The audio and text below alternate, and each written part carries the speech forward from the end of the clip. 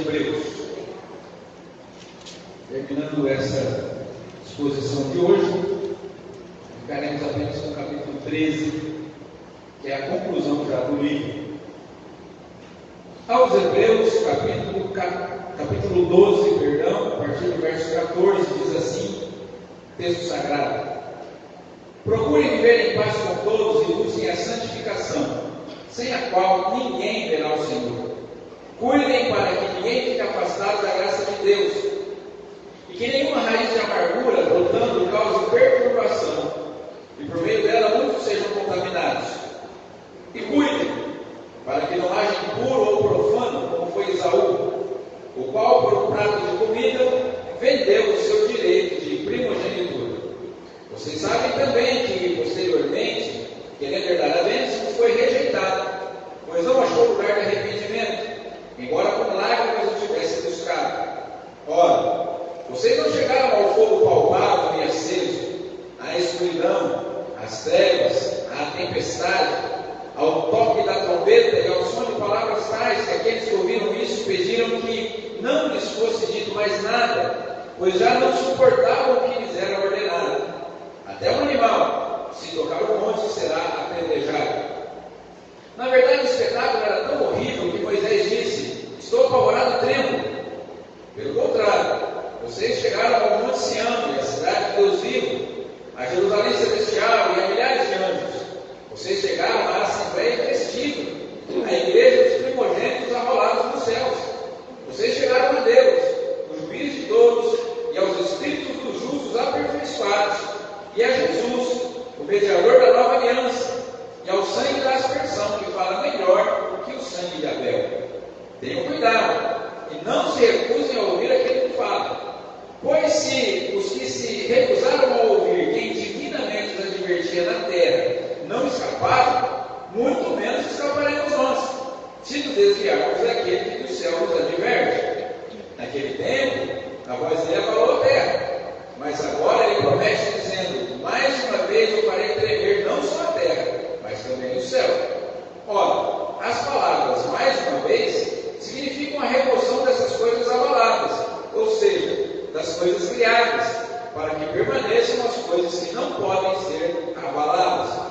Por isso, recebendo nós o reino inabalável, retenhamos a graça, pela qual servamos a Deus de modo agradável, com reverência e temor, porque o nosso Deus é fogo consumidor.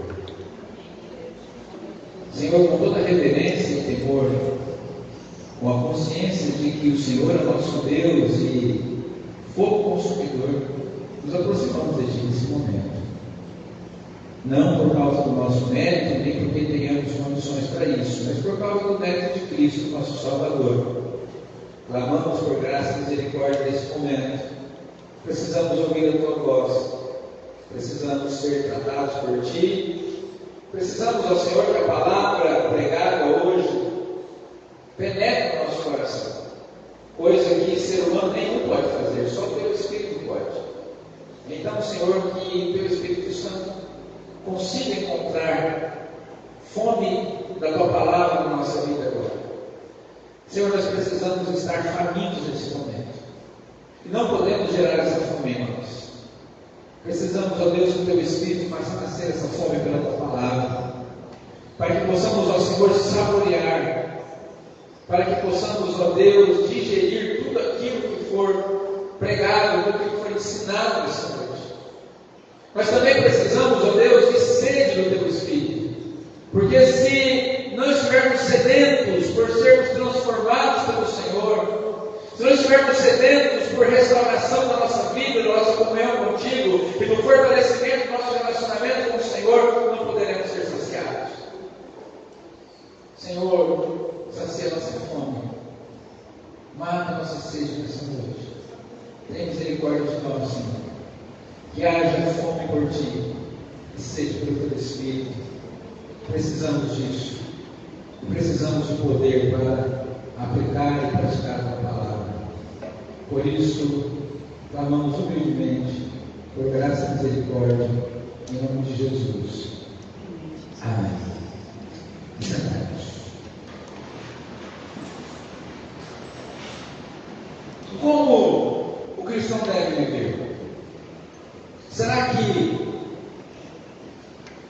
modo de vida do cristão é igual ao modo de vida do não cristão? Será que o comportamento,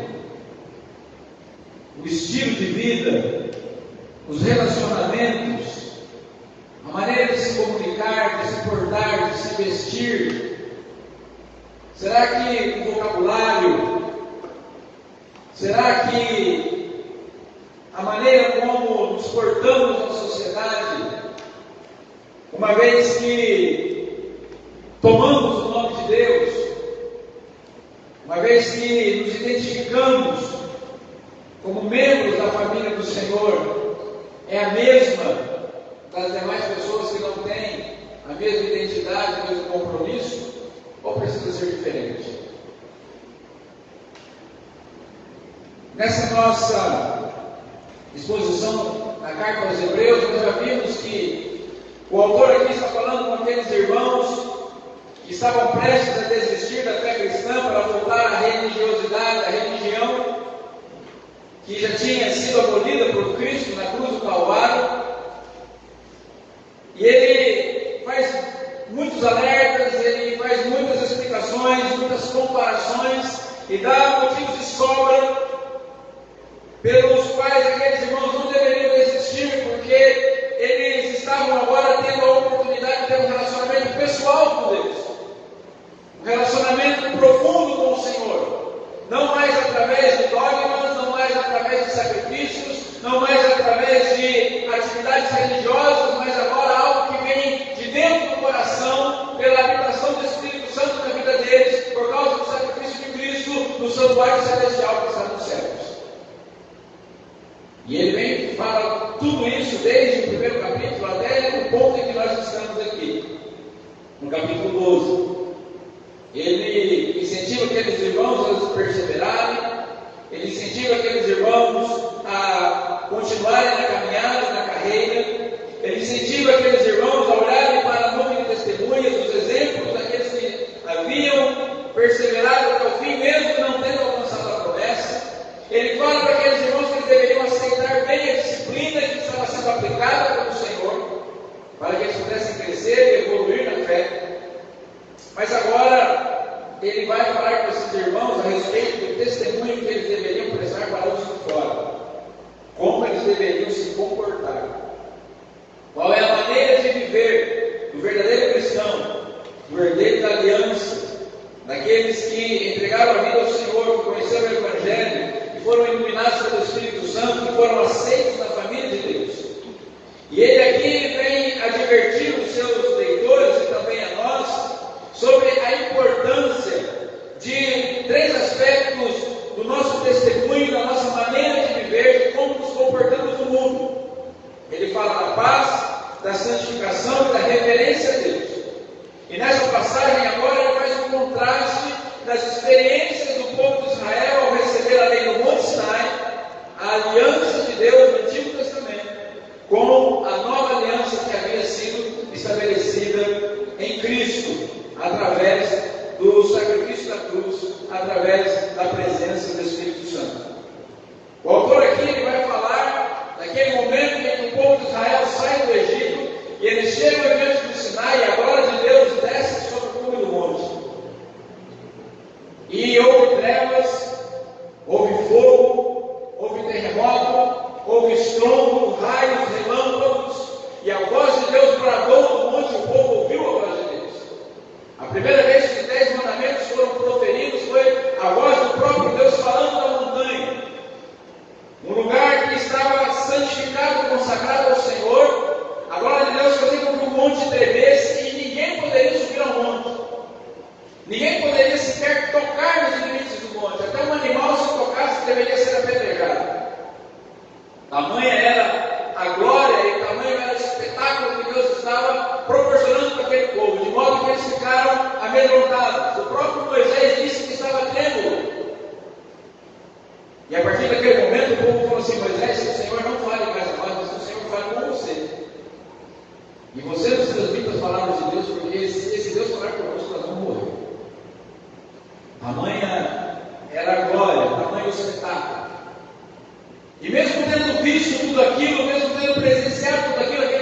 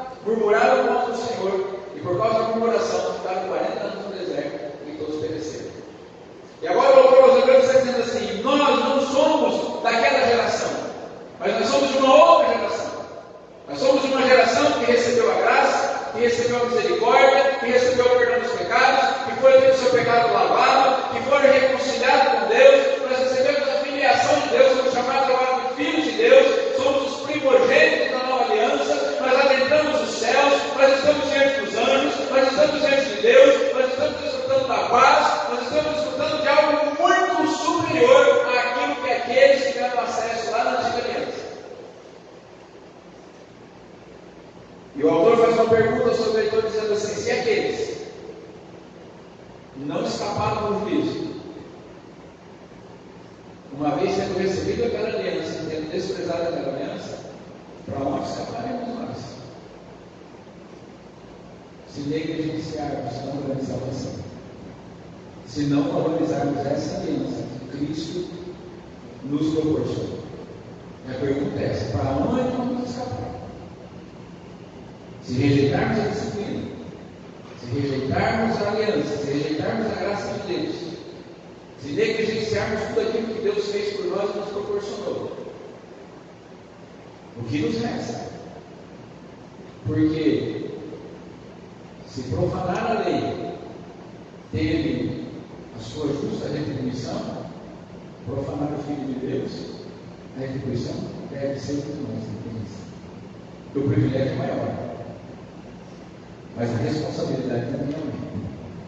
Então nós vamos olhar para esses versículos, explorá-los, para ver como o autor aqui nos fala qual deve ser a nossa maneira de viver em resposta à graça de Deus.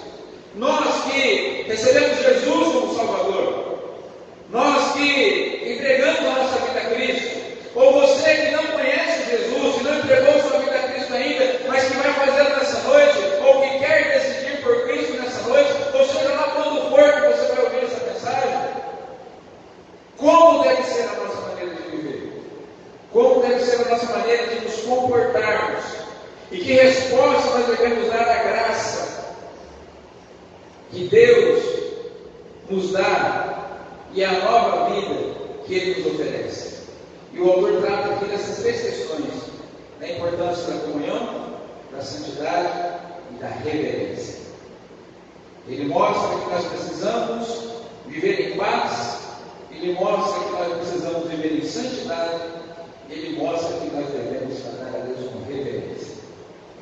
Uma frase que eu ouvi que me marcou e que não esqueço e não me canso de citar: Deus não é um de nós, Deus não é sequer o melhor de nós, Deus é Senhor, e diante de Deus ele tem reverência. Ele é nosso amigo, ele é o nosso Pai amoroso, ele é amor, mas ele continua sendo Deus, ele continua sendo Senhor. Estamos vivendo um tempo em que as pessoas tratam Deus como se fosse um escravo, subalterno qualquer, alguém que eu apresento a minha lista de desejos e ai dele se não atender. Uma geração que se acha com o direito de questionar Deus, uma geração que se acha na capacidade de estudar e entender Deus. A gente ouve entrevistas, ouve pessoas falando, pessoas discorrendo, pessoas que acham que entendem Deus, que acham que sabem quem Deus é, quem Deus não é, como é que tem que ser, como é que não deve ser. Deus não pode ser entendido. Se Deus pudesse ser entendido, ele não seria Deus, seria um ídolo qualquer. Por isso nós devemos desenvolver como cristãos esses três preceitos que o autor trata. E ele começa, imagino que você esteja com a sua Bíblia aberta aí, se estiver, por favor, abra ou mantenha ela ligada. O autor começa no verso 14, falando da necessidade, da importância de nós seguirmos a paz com todos e a santificação. Ele começa a falar com aqueles irmãos, e nós estamos aqui indo para o final da carta, as recomendações finais. São as considerações finais do autor. E ele fala assim: procurem viver em paz com todos e busquem a santificação, sem a qual ninguém verá o Senhor. A pastora Nair, lá de Cruzeiro, nos ensinou a cantar esse versículo. Ele diz: seguir a paz com todos e a santificação, sem a qual ninguém verá o Senhor. Então, é uma ordenança bíblica aqui, é uma recomendação do autor. Eu e você, como cristãos, nós devemos sempre ser agentes da paz. O Senhor Jesus, no Sermão do Monte, diz: bem-aventurados são os pacificadores, porque eles serão chamados filhos de Deus. Nós, como membros da família do Senhor, como pessoas que se chamam pelo nome do Senhor, que tomam o nome do Senhor, e é isso que significa o mandamento: não tomarás o nome do Senhor teu Deus em vão. Tomar o nome de Deus, eu estou repetindo o nome de Deus. Tomar o nome de Deus e dizer assim: eu sou filho de Deus. Os meus filhos têm meu nome. Eles tomaram o meu nome. No momento que eu fui registrar lá, coloquei Barbosa nos dois, né? Porque não tem gente que acha feio, que não gosta, é Barbosa. São meus filhos, eu sou irmão do meu pai, que eles também carregam. E quando eles fazem alguma coisa que está em desacordo à moral, ao ensinamento, ao caráter que foi transmitido para eles através do meu nome, através da minha personalidade, eles estão desonrando o nome. E é assim que nós fazemos com Deus. Nós tomamos o nome de Deus. Eu sou filho de Deus. Quem é filho de Deus, diga amém. Amém. Por que nós somos filhos de Deus? Fomos adotados na família de Deus. Porque ninguém nasce filho de Deus. Uma das nossas primeiras lições do discipulado é essa: ensinar que ninguém é filho de Deus por nascimento. Ninguém nasce filho de Deus. Nós somos filhos de Deus porque Ele nos recebe na sua família.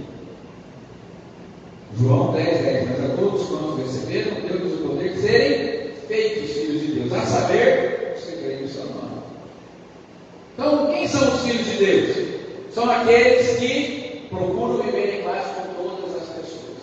Mas, pastor, o senhor não conhece aquela pessoa que pega no meu pé o dia inteiro. O senhor fala isso porque o senhor não sabe com quem eu convivo. Eu não preciso saber com quem você convive, nem qual é o temperamento das pessoas que estão à sua volta. Eu não preciso saber o que fala contra você. Eu sei que Jesus, através da sua palavra, usando o autor dos Hebreus, ele diz que sigam a paz com todas as pessoas. Procurem viver em paz com todas as pessoas, porque essa é uma característica do cristão. Cristão briguento não é cristão, ou é briguento ou não é cristão. Não dá para saber as duas coisas. Porque nós somos chamados para sermos os agentes da paz. Nós somos chamados para sermos pacificadores. Essa é a palavra de Jesus. Ah, pastor, mas eu pago um boi para entrar numa briga, eu pago uma boiada para não sair, então eu preciso converter. Porque a gente não foi chamado para ser agente da confusão, agente do reino das trevas. A gente não foi chamado para colocar a gasolina na fogueira. Ah, pastor, mas é que eu aprendi desde pequeno a não levar desaforo para casa. Enquanto a gente não estiver levando desaforo para casa, a gente não está levando o Espírito Santo para casa, não está levando Jesus para casa, não está levando Deus para casa, está levando outra coisa. Está indo a gente e o reino das trevas para a nossa casa. Nós precisamos procurar viver em paz com todas as pessoas. É uma característica do cristão. Se os pacificadores serão chamados filhos de Deus, os incrédulos serão chamados de quem? O contrário deve ser verdade. Ou não? Existem os filhos de Deus, os filhos do diabo, e um não é filho nenhum nem do outro. Será? Então devemos seguir a paz com todas as pessoas.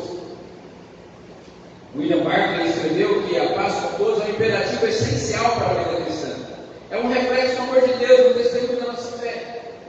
Irmãos, a gente não pode dizer que crê no Senhor e a nossa vida não salva coisa.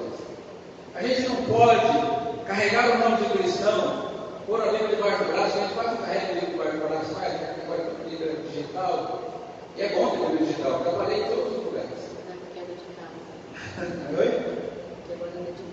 Vamos andando de carro também, né? Manda mais a pé, pega ônibus, a Bíblia debaixo do braço.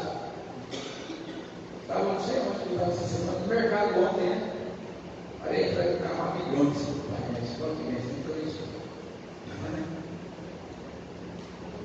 mas nós devemos, irmãos, mostrar com o nosso testemunho que nós realmente somos filhos de Deus. É o nosso testemunho que fala. Jesus, na oração sacerdotal, disse assim: o mundo saberá quem são os meus discípulos, se eles tiverem amor uns para com os outros. Precisamos buscar a paz a todo custo. Amém ou não? Precisamos estar sempre buscando a paz. É um reflexo do amor de Deus. E outra marca aqui importante que é destacada pelo autor é a santificação. O crente, o cristão, o filho de Deus, ele é chamado para ser santo, é chamado para ser separado. E a santificação, irmãos, ela não é um evento, a santificação é um processo. A salvação não é um evento. Existe uma grande confusão, e talvez esse seja um dos maiores motivos da discussão entre arminianos e calvinistas, que nós vamos entrar nesse mérito hoje aqui, mas a confusão entre salvação e santificação. Salvação não é um evento, acontece uma vez só. Jesus falou para Nicodemos, você tem que nascer de novo. Por mais que alguém tenha ficado aqui vários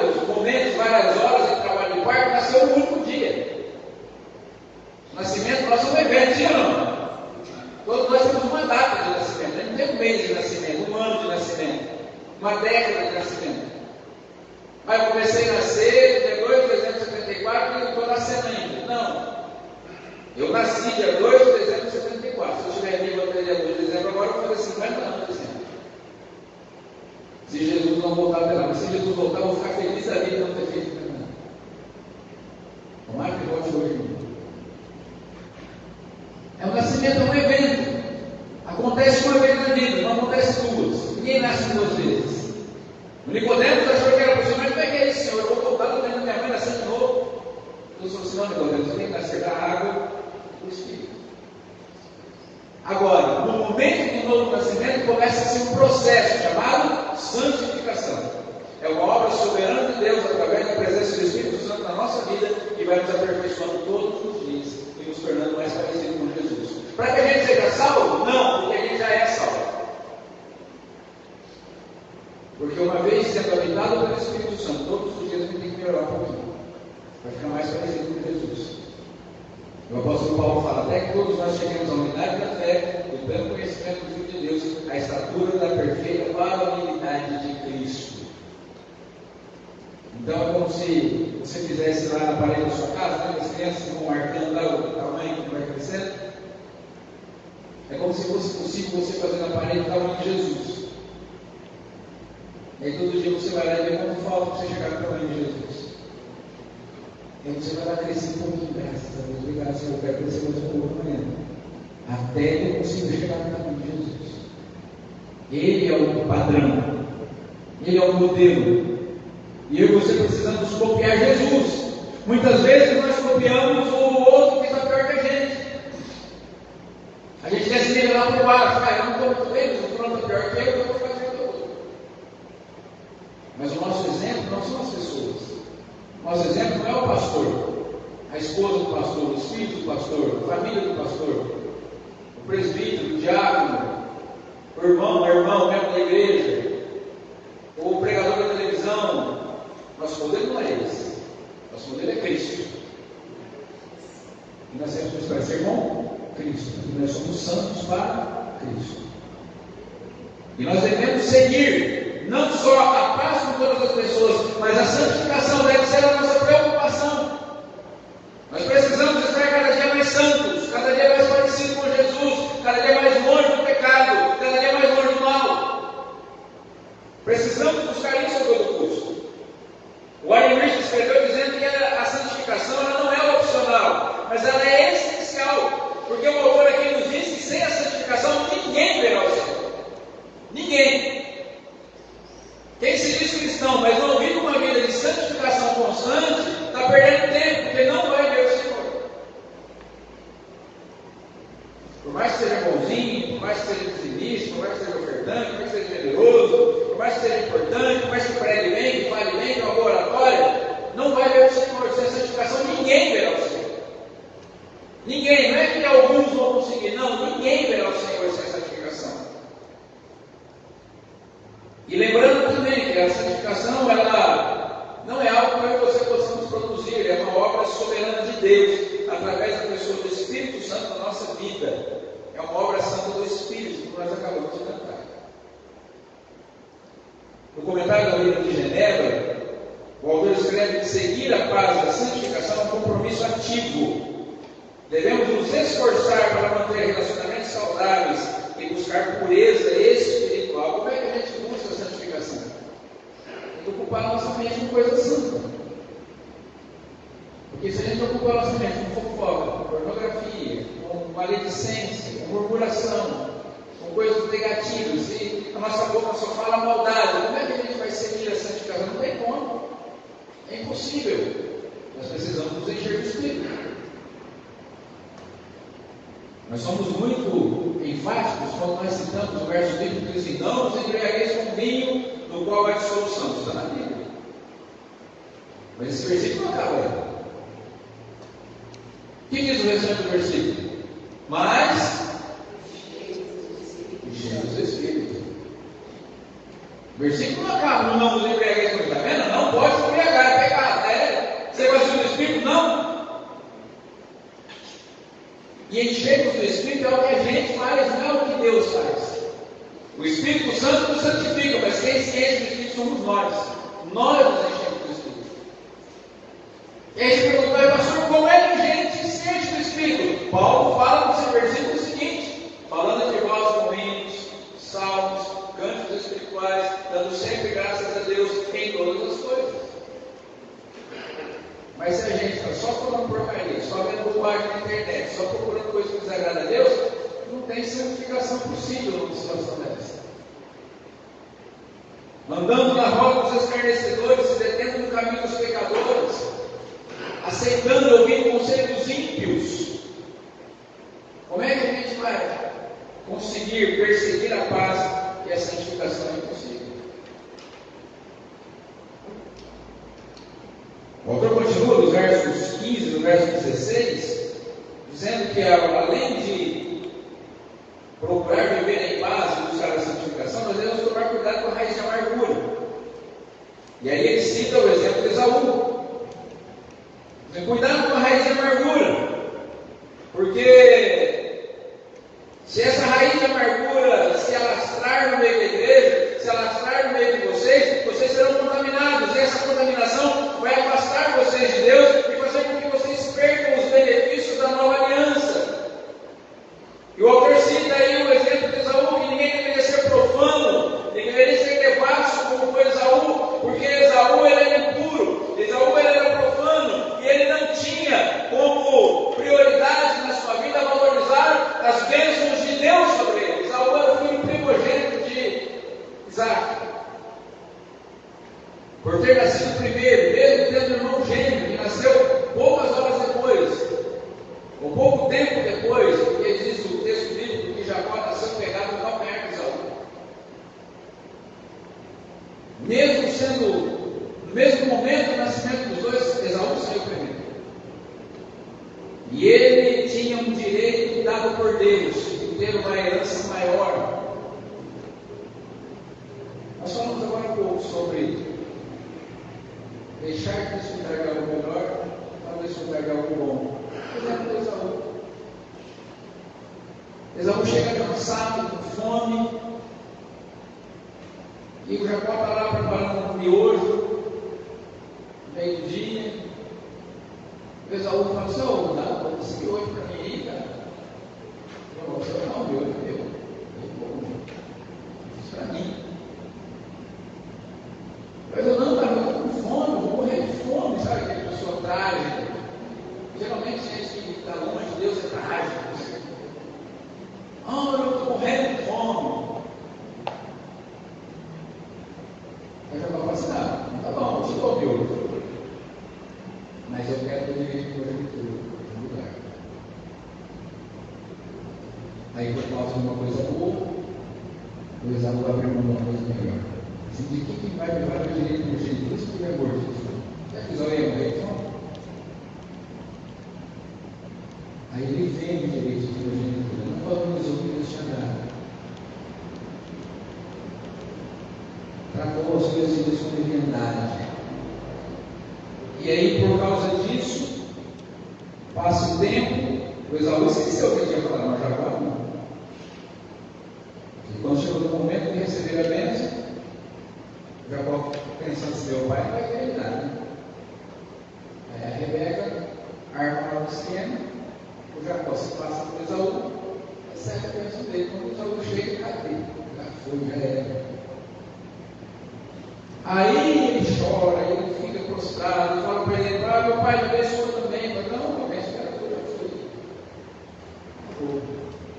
E aí diz a Bíblia que ele deixou a raiz de amargura no seu coração, assim: quando meu pai morreu, eu mato Jacó. Aí o Jacó precisa fugir, vai lá para a casa do Labão, se casa 2 vezes, tem vários filhos.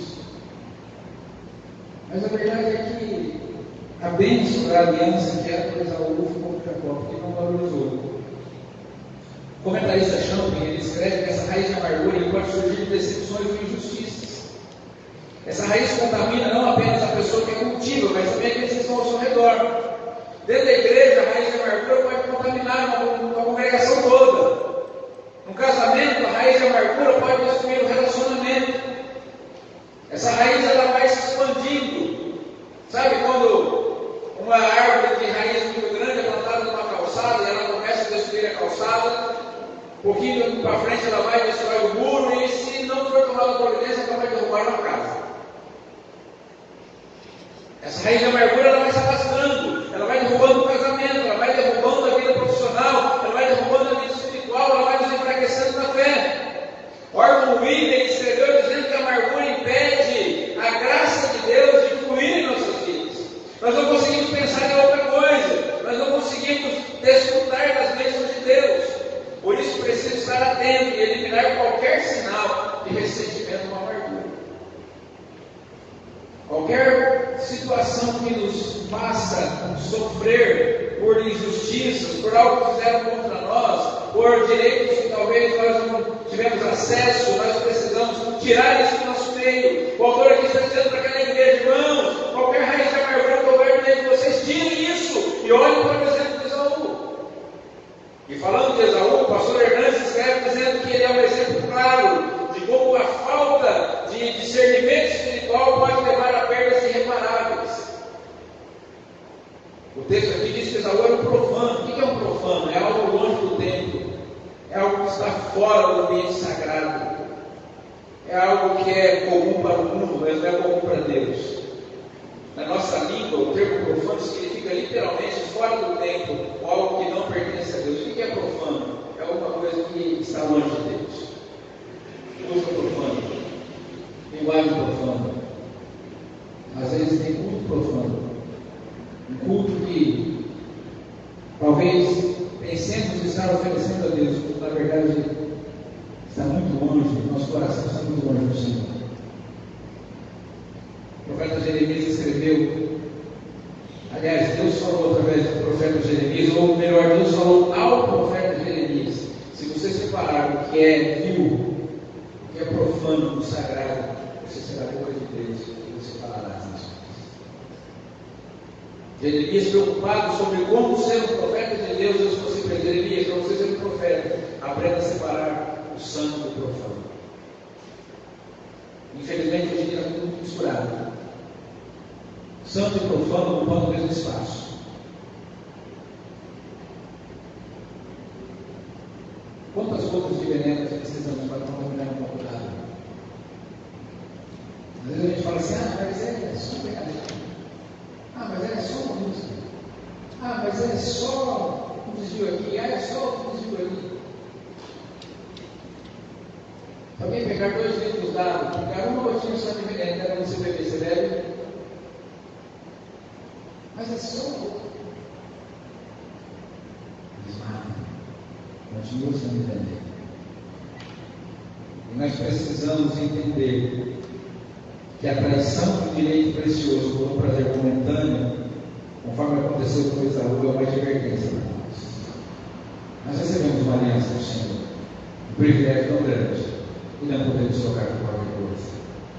Não podemos deixar a raiz de amargura nos afastar de Deus.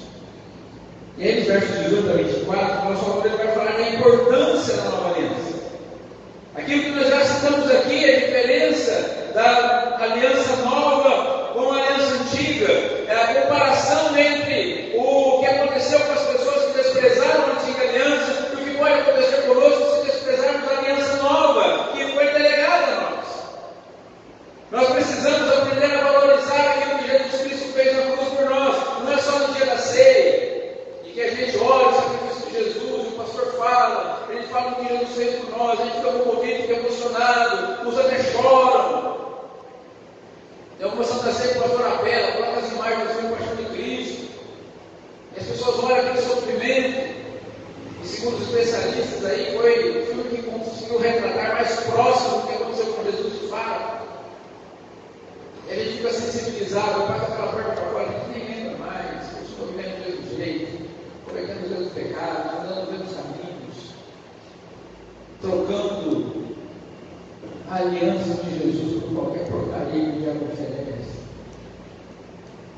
É muito comum nós vermos os príncipes do reino de Deus, aqueles que deveriam estar na mesa do rei, procurando comida no lixo. Não deveriam estar sentados na sala, no trono celestial, banqueteando com o rei do universo. Mas muitas vezes nós queremos a comida dos corpos e não conseguimos lembrar que na casa do Pai, até os jornalistas não mudança de pão. Que o Espírito Santo nos ajude. E nesse comentário aqui, nessa advertência sobre a importância da nova aliança, o William Mark comenta dizendo que a comparação entre o Monte Sinai e o Monte Sião, ou seja, o lugar onde os 10 mandamentos foram entregues, e a Jerusalém celestial, onde o Senhor Jesus habita, onde o Senhor Jesus está, o santuário celestial ministrando a nosso favor, ele vai destacando a diferença da antiga e da nova aliança. O Monte Sinai é um lugar de temor, é um lugar de medo, é um lugar onde as pessoas estavam atemorizadas, em pânico diante da grandeza de Deus. Mas o Monte Sião é um lugar de comunhão, um lugar de graça. As pessoas, quando viram Deus no Monte Sinai, elas ficavam aterrorizadas, porque ninguém podia se aproximar de Deus. Mas nós que acreditamos que Deus é celestial, nós somos convidados à presença do Senhor Deus. Nós somos aceitos, nós somos bem recebidos. Não porque somos perfeitos, mas por causa de Cristo que nos abriu esse caminho. O Warren Wiersbe vai escrever dizendo que a nova aliança em Cristo é um convite à comunhão com Deus. Nós chegamos a Jerusalém Celestial e ali nós estamos em comunhão com os anjos que ali habitam, que ministram diante do Senhor, e com os justos que já foram antes de nós. Quando nós chegamos para desfrutar dessa aliança, nós estamos diante de todo o exército dos céus e desfrutando da presença plena do Senhor. Lá no comentário do livro de Genebra, nós aprendemos que a nova aliança, mediada por Jesus, ela é muito superior à aliança antiga, porque o sangue de Cristo fala melhor do que o sangue de Abel. O sangue de Abel clamava por vingança. O sangue de Abel estava clamando da terra ao Senhor a injustiça que tinha sido infligida contra ele por seu irmão Caim. Mas o sangue de Cristo, ele proporciona perdão e reconciliação. Aleluia. O sangue que havia sido derramado antes do Sinai era o sangue derramado por castigo. Mas o sangue derramado na cruz é o sangue que derrama por perdão dos nossos pecados, para nos reconciliar com o Senhor. E por isso nós devemos valorizar essa aliança. Devemos valorizar o sacrifício de Cristo. Devemos buscar a cada dia a comunhão, a paz e a santificação plena. Nos versos 20 a 27 que nós lemos agora, nosso autor faz a advertência contra a rebelião. E ele vai nos advertir dizendo: olha o que fizeram aquelas pessoas. E cuidado com o que vocês vão fazer. Cuidado. Cuidado com a maneira como vocês estão tratando o sagrado. Cuidado com a maneira como vocês estão cuidando dessa herança tão preciosa. Cuidado se vocês estão deixando essa raiz da vergonha se arrastar no meio de vocês. Cuidado se vocês não estão dando devido crédito, porque não valorizar essa aliança pode nos trazer consequências graves. E o Champlin fala que a gravidade de rejeitar a voz de Deus para aqueles que ignoram as advertências do passado e sofreram as consequências severas, morreram todos no deserto. Todos foram consumidos. Sabe o que o povo fez? Talvez bem menos do que nós temos feito nos nossos dias. 12 homens foram espiar a terra prometida. 10 deles voltaram dizendo assim: olha, essa terra é impossível tomar posse. Os homens são grandes, são fortes, as cidades são fortificadas, a gente não pode ir lá. Se a gente for lá, a gente vai morrer, porque a gente é como se fosse gafanhoto na mão deles. E falaram para o povo assim: olha, não adianta, gente, desistam, porque não vai ter jeito, não vai rolar. Josué e Caleb disse: não, gente, para com isso, a terra é muito boa. Se o Senhor se agradar de nós, ele vai dar a terra para a gente. Vamos prevalecer contra essa terra, porque o Senhor Jesus, o Senhor Deus, o Deus de Israel, ele vai nos dar essa terra. E os outros dizem: não, a gente vai morrer. E aí o povo começou a chorar, começou a reclamar, e eles disseram o seguinte: Deus nos odeia. E Deus nos tirou do Egito para fazer a gente morrer nesse deserto. Só isso eles disseram. E Deus falou assim: então, já que é isso que vocês têm ensinando a respeito, é exatamente isso que vai acontecer com vocês. Vocês vão morrer todos nesse deserto. Todo mundo que saiu do Egito de 20 anos para cima vai morrer Os demais, 600 mil. Um Rio Preto e meio quase. Vai morrer no deserto. Ele vai 40 anos lá, dando volta, até que morreu todo mundo. Talvez eu e você temos olhado para essa frase assim, Jesus. É exatamente isso que a gente fala. Ou talvez a gente olhe para essa frase assim, se eu falasse só isso, ele estava bom, eu falo mais coisas. E foi só isso que Deus fez aquele povo lá. O Martin Williams estava falando aqui, no seu comentário, ele disse que a remoção das coisas abaláveis é um processo necessário para o que é inabalável permaneça. Nós devemos permanecer firmes na nova aliança. Aqueles irmãos precisavam deixar a antiga aliança para trás. Eles precisavam deixar os antigos costumes para trás para viver a aliança nova, a experiência nova com Deus. Não dá para ser cristão, não dá para viver em comunhão com Deus através do Espírito Santo, ainda vivendo as práticas do passado, ainda sendo boas. É preciso viver em comunhão com o Senhor, comunhão plena. O pastor Hernandes fala que essa advertência é clara. Nós não podemos ignorar o chamado de Deus. Aquilo que Deus fala de forma amorosa agora será um julgamento severo se nós rejeitarmos. Nós precisamos tomar cuidado quando a gente canta manso e suave. Jesus está me chamando, chama por mim e por ti. Eis que as portas te esperam velando. Chama por mim e por ti. Mas a gente canta isso e está escrevendo coitadinho. Coitado de Jesus. Sabe, com a mãe que o filho sai, a filha até tarde esperando o filho, só para ver se o filho chegou bem. Aí o filho chega, nem satisfação nada. Mas a gente acha que é esse cântico que fala desse Jesus. Jesus coitado, que está lá carente, precisando da gente, que a gente deu um voto de confiança para ele, um voto de um pouquinho de atenção para ele, ele está tão carente, coitado. Não, esse aqui que chama de forma mansa e suave é o Rei do Universo, é o juiz de toda a terra, Rei dos Reis, Senhor dos Senhores, o leão da tribo de Judá. E é um chamado que eu e você não podemos rejeitar. É um chamado que eu e você não podemos desconsiderar. Porque se ele for rejeitado, o dia que ele tiver a ser da conta, vai ficar caro. Vai ficar muito caro. Então essa advertência contra a rebelião é importante para nós. Porque o autor termina no verso 28 e 29 falando do reino inabalável e do fogo consumidor. Porque agora as coisas que podem ser abaladas, elas precisam perder espaço no nosso coração. E nós precisamos agora buscar o reino inabalável, aquilo que não pode ser abalado.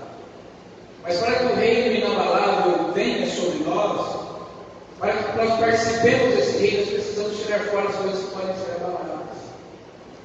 As coisas desse mundo, as coisas que podem perecer. Porque não dá para que essas duas coisas convivam em harmonia. Jesus falou para os seus discípulos, dizendo assim: vocês vivem ansiosos com aquilo que vocês vão comer, com aquilo que vocês vão beber, com aquilo que vocês vão se vestir. Jesus falou assim: olhem para os lírios do campo, eles não descem nem fiam. Salomão, em toda a sua glória, nunca se vestiu como nenhum deles. E se Deus desse a erva que hoje existe e amanhã é lançada no forno, quanto mais Ele vai cuidar de vocês? Olhem as aves do céu, eles não semeiam, eles não colhem, eles não ajudam em celeiros, mas o Pai Celestial cuida de cada uma delas. Vocês valem muito mais do que as aves do céu. Portanto, busquem em primeiro lugar o reino de Deus e a sua justiça. Porque cuidar de vocês é tudo. Essas coisas serão acrescentadas. Essas coisas o quê? Jesus está falando de comida e vestuário, não está falando de carro novo, de casa nova, de carro importado, de riqueza, de fortuna. Se Deus quiser dar, Ele dá. Deus é bom de dar para muita gente. Principalmente porque administra bem os bens que tem. Mas Jesus está falando assim: busque o reino de Deus e a sua justiça em primeiro lugar. Deixa essas coisas abaladas para trás. Aquilo que pode ser abalado, deixa para trás. Não tenha como motivo da sua vida essas coisas que podem ser abaladas. Porque senão você vai desfrutar daquilo que não pode ser abalado. Essas coisas que podem ser abaladas serão destruídas. Vão passar. O fogo vai consumir. A traça do ferrugem consome. Mas aquelas coisas que não podem ser abaladas, essas são eternas. Mas não dá para ter o coração das duas coisas. Então esse reino inabalável precisa ser buscado com toda a força por nós. O William Barber, comentarista, diz que nós recebemos esse reino que não pode ser abalado. Portanto, a nossa resposta deve ser de gratidão e de serviço a Deus, de forma aceitável. Eu e você precisamos valorizar esse reino. Eu e você precisamos buscar ser dignos de habitar nesse reino celestial, nesse reino de Deus, que não é um reino que está por vir, mas é um reino que já está entre nós, é o reino que já está em nós.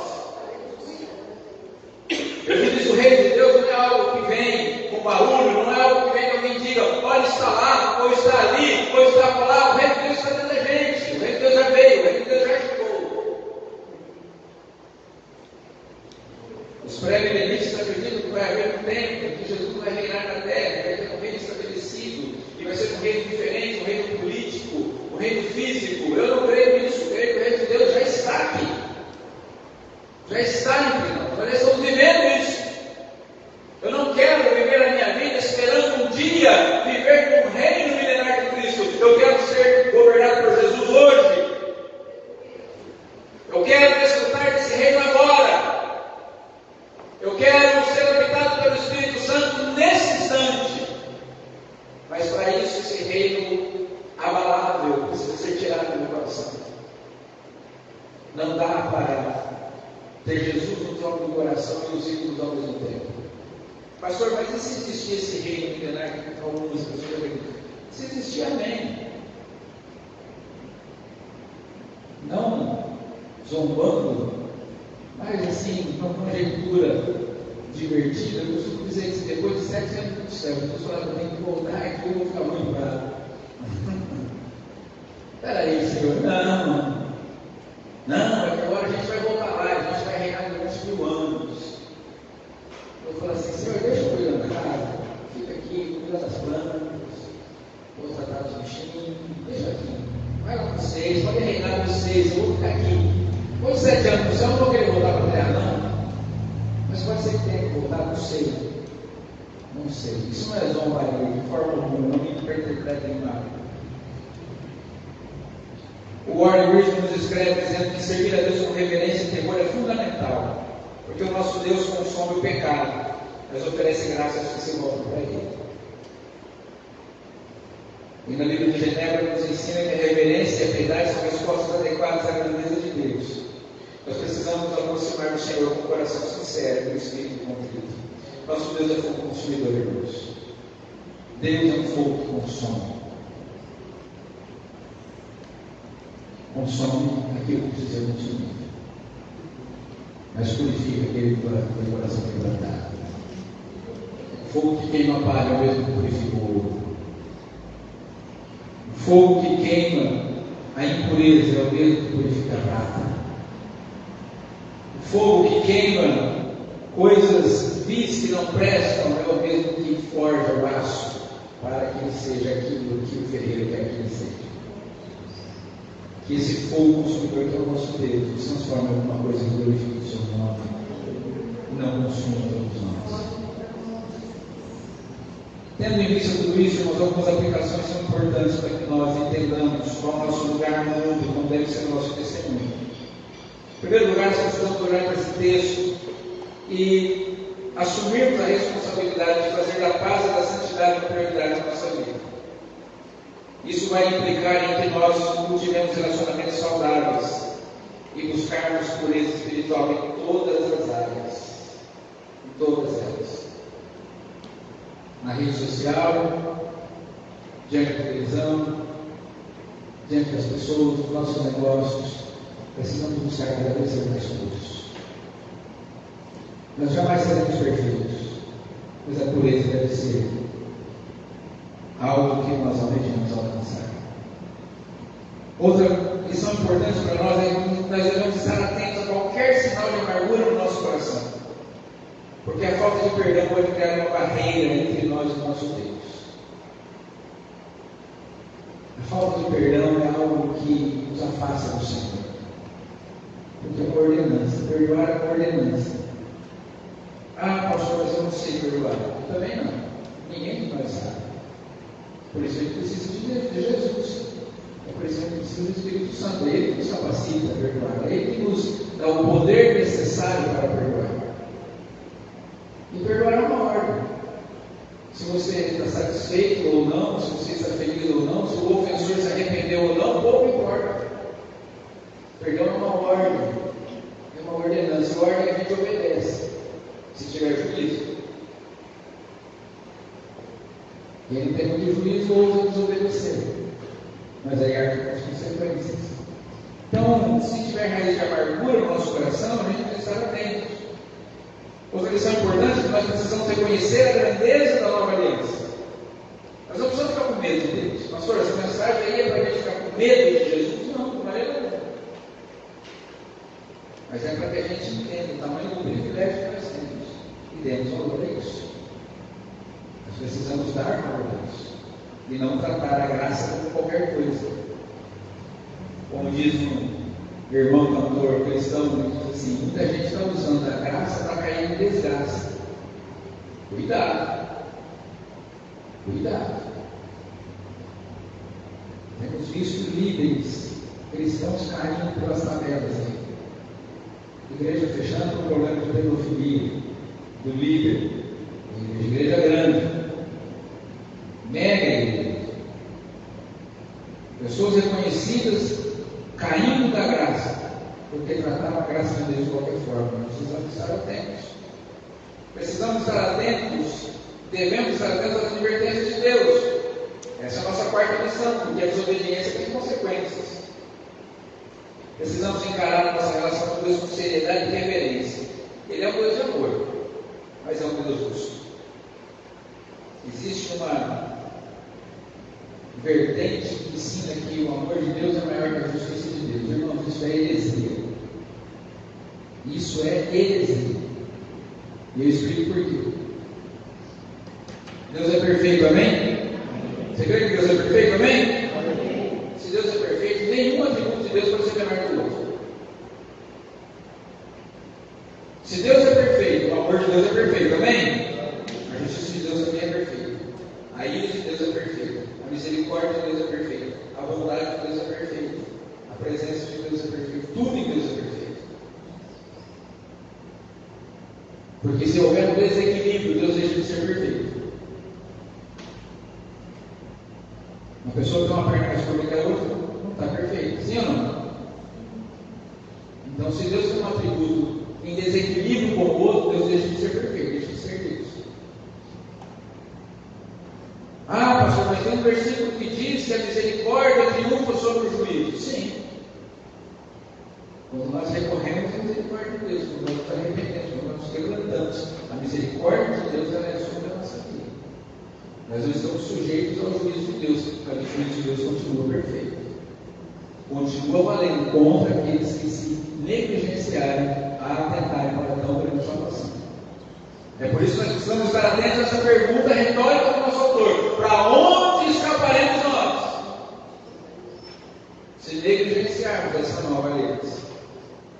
E eu quero concluir dizendo que esse texto de Hebreus 12, 14 a 29, nos ensina sobre a importância de seguir a paz, a santificação e a reverência a Deus. E nós devemos estar atentos a qualquer raiz de amargura, valorizar a nova aliança em Cristo e ouvir a voz de Deus. Porque se fizermos isso, nós permaneceremos firmes nesse reino inabalável. E nós receberemos ao Deus que nós servimos de maneira aceitável. Nós recebemos esse reino e poderemos servir a Deus de forma que agrade a Ele. Porque a nossa função no mundo é agradar a Deus e não a nós mesmos. Então eu quero desafiar você nessa noite a buscar dentro do teu coração relacionamentos onde a paz precisa ser restaurada, buscar dentro do seu coração e pedir a ajuda do Espírito Santo para que você tome a iniciativa de buscar a reconciliação, seja com o próprio Deus, seja com outras pessoas. Talvez hoje seja a oportunidade para nós nos comprometermos com práticas espirituais que promovam uma maior santificação na nossa vida. Orar mais, ler mais a Bíblia, estudar mais a palavra do Senhor. Talvez você possa hoje, eu quero desafiar você a fazer um exame de consciência sobre qualquer tipo de ressentimento que você possa estar guardando no seu coração. Coisas que estão te afastando de Deus e que hoje você possa, que todos nós possamos levar isso em oração diante do Senhor, buscando perdão tanto para os outros como para nós mesmos. Quem eu preciso perdoar? Para quem eu preciso pedir perdão? Que amargura eu preciso tirar do meu coração nessa noite? Quero desafiar você nessa noite a participar de forma mais ativa da comunhão da igreja, celebrar com mais alegria a nova aliança, seja através da ceia do Senhor, seja através da oração do culto. Que eu e você possamos em comunhão, como família, em unidade, nos lembrarmos do sacrifício de Cristo, de tudo o que Ele fez por nós, e tratarmos essa aliança com Deus de forma séria, valorizarmos mais aquilo que o Senhor é, aquilo que o Senhor tem feito por nós. Quero desafiar você a desenvolver a prática de ouvir mais a voz de Deus do que a voz do mundo, seja através da Bíblia, seja através da oração, seja através de orientações espirituais. Quero desafiar você a ter um coração mais ensinável, como cantamos hoje, um coração disposto a obedecer. Ouvindo uma mensagem, bastante tempo atrás, eu fiquei encantado com a oração do pastor. Porque antes de pregar, ele disse assim: Senhor, eu quero que o Senhor, antes de qualquer coisa, me dê vontade de obedecer.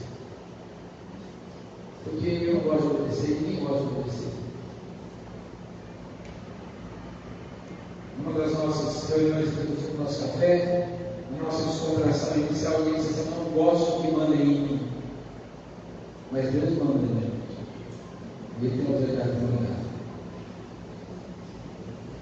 E a nós cabe apenas obedecer. Diante das ordens de Deus, só tem duas palavras que a gente pode dizer: sim, Senhor. Fala com o teu servo, envia-me a mim, Senhor, eu estou pronto, manda. Vamos obedecer. Me lembro de quando eu fui conversar com os presbíteros sobre a minha vinda para cá. Eu falei assim: irmãos, eu estou indo, porque Deus mandou. Mas pastor, como é que você sabe que Deus mandou? Eu sei que Deus mandou. Mas na hora eu sei, você irmão, Deus mandou, tem que obedecer. Faz 8, 9 anos que eu estou pregando aqui, ensinando vocês a obedecer. Agora é minha vez. Tem que obedecer. A minha vida não é minha. Não pertence a mim mesmo. O único direito que eu tenho é de ser obediente. Eu quero desafiar você nessa noite a estar mais disposto a obedecer à vontade de Deus. A dizer: venha teu reino, seja feita a tua vontade. Quero desafiar você a dedicar mais tempo à oração e ao serviço ao Senhor. Ah, pastor, eu estou tão ocupado, tenho tantas obrigações, tantas atribuições. Mas eu quero desafiar você a si mesmo a dedicar mais tempo ao serviço a Deus, reconhecendo a grandeza de Deus. Seja servindo nos ministérios da igreja, ajudando a gente necessitada, falando do Evangelho onde você estiver, as pessoas que estão à sua volta. Porque nós temos um reino inabalável, foi usado de graça.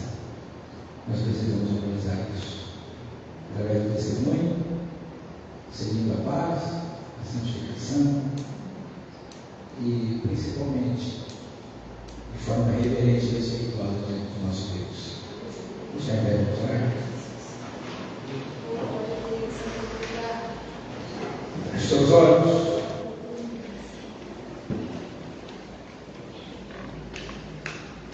Que área da sua vida precisa ser tratada com relação a isso que conversamos nessa noite? Coloque isso diante do Senhor. Está faltando perdão? Está faltando obediência? Está faltando reverência? Está faltando paciência?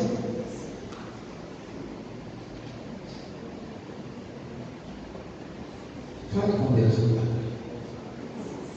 Dá meu coração igual ao teu, meu mestre. Dá meu coração igual ao teu, coração disposto a obedecer, cumprir todo o teu querer. Dá meu coração igual ao teu. Senhor,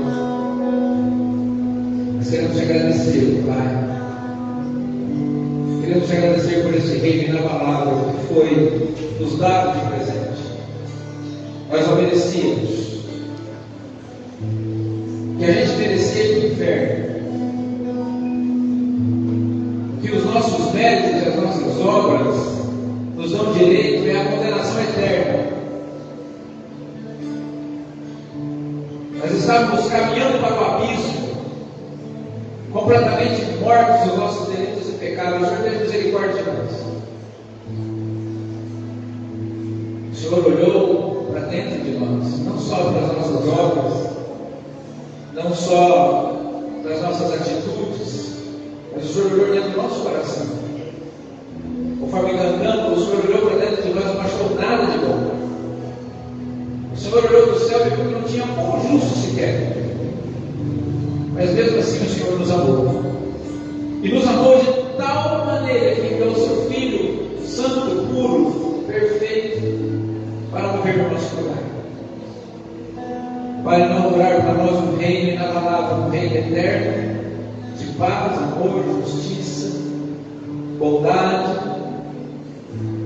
um reino que jamais terá fim. Nos convidou a esse reino, nos abriu a porta da eternidade, nos convidou à oração no santuário celestial. E muitas vezes nós não temos dado valor a nada disso. Temos trocado esse reino por coisas desse mundo, por religião, por dogmas religiosos, por pecados que não satisfazem nossa alma, por bens que vão perecer nesse mundo aqui. Temos entristecido o Senhor, entristecido o teu Espírito. Temos tomado o nome do Senhor em vão, porque dizemos que somos teus filhos, mas nos comportamos como filhos de Satanás, com a nossa maledicência, com a nossa língua, com as nossas atitudes, com as nossas palavras, com as nossas agressões. Temos deixado raiz de amargura entrar no nosso coração. Temos, ó Senhor, negligenciado essa tão grande salvação que o Senhor nos deu. Temos nos recusado a perdoar quem nos ofende e a pedir perdão a quem a gente ofendeu. Precisamos de misericórdia, Senhor. Precisamos de misericórdia para podermos seguir a paz com todas as pessoas, para podermos seguir a santificação, para podermos, ó Senhor, andar reverentemente diante do Senhor nosso Deus. Porque a tua palavra diz que nós sabemos o que Deus pede de nós, é que andemos reverentemente diante do nosso Deus, em comunhão com as pessoas e amando e servindo uns aos outros. Senhor, nos ajude nisso. Aquelas pessoas que estão pedindo perdão nessa noite, que estão liberando perdão nessa noite, Pai, dê o poder para que elas consigam viver dessa forma. Aqueles que querem, Senhor, ter uma vida mais profunda de oração, de santidade, leitura da palavra, que querem ocupar a sua mente com coisas santas para estar mais próximo do Senhor. Senhor, dê graça, dê força para que elas consigam. Que não seja simplesmente uma decisão de momento aqui, por emoção, mas que seja, Senhor, uma decisão de mudança de vida nessa noite. Pai Santo, nos ajude a sermos verdadeiramente filhos do Senhor. Sejamos reconhecidos assim, Senhor, no trânsito, no trabalho, na escola. Sejamos reconhecidos assim, Senhor, nos nossos negócios, nos nossos relacionamentos, aonde quer que nós andemos, Senhor. E as pessoas vai o Filho de Deus, cheio do Espírito Santo, que desfruta desse reino inabalável que já está entre nós cremos nisso. Obrigado, Senhor, por nos receber aqui mais esta noite. Obrigado por nos permitir dar louvores ao teu nome e por falar conosco de forma